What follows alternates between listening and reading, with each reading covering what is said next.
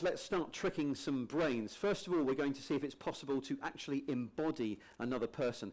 To help us with this, please welcome Click's very own Stephen Beckett and from University College London, Professor Mel Slater. Hey Mel. Okay, so Stephen, you've been setting up a volunteer over there to wear a virtual reality headset. Mel, can you just explain what Lena, our volunteer, is going to be seeing on and experiencing on the headset? Yes, last year was the 100th anniversary of the Russian Revolution, and we did a virtual reality piece where the leader of the revolution, Lenin, was giving a speech. This became a very famous speech. And so the participant is embodied as Lenin, which means that when you look down at yourself, you see Lenin's body. When you look in a mirror and you move, you see Lenin's body. And that's what we're seeing here. We're seeing Lena's point of view now. That's right. And just as Hannah was just explaining, this tricks the brain into having the illusion that this is your body. And what we are interested in... You will have to repeat them by looking to the mirror or to your own body.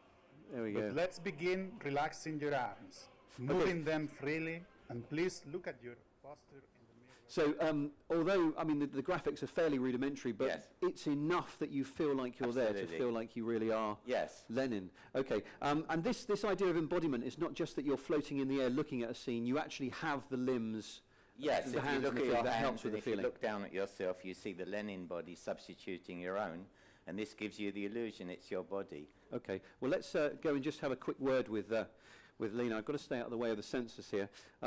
Lena, I don't know if you can hear me. Hello. How are you getting on? What does it feel like? Well, it's really cool because I've got a complete body. I can turn around and I see everything. Like, I've got a whole room. It's great in virtual reality because you can't see what you're about to clout in the face, and that's me with your controllers. Okay, carry on. Thank you, Lena.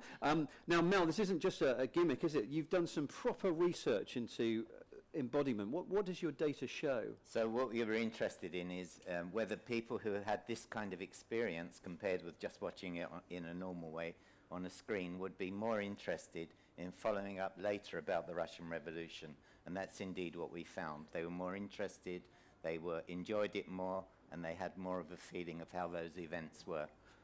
And what Lena's doing now is she's delivering a speech that was given by Lenin, so she's now actually feeling what it's like to talk to all those rather frightening looking. Hopefully that's just before she takes them off just above the Yes. neck, because that looks like an attack of the zombies.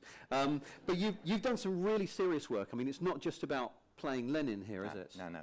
So another application of the same idea is that offenders in domestic violence in Spain, which is where this research was done, they can do a rehabilitation course instead of going to prison for 2 years.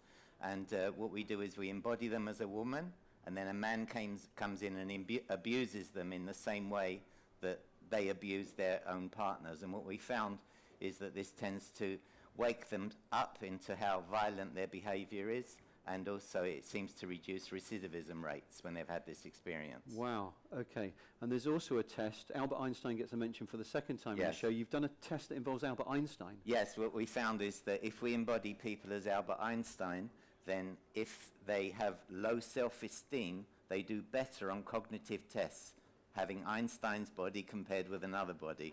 Wow. So this is something encouraging. Anyone got exams coming up? Go dressed as Albert Einstein. That's right. Mel, thank you very much. Well, Lena, thank you very much. Give Mel and Lena a round of applause. Thank you very much.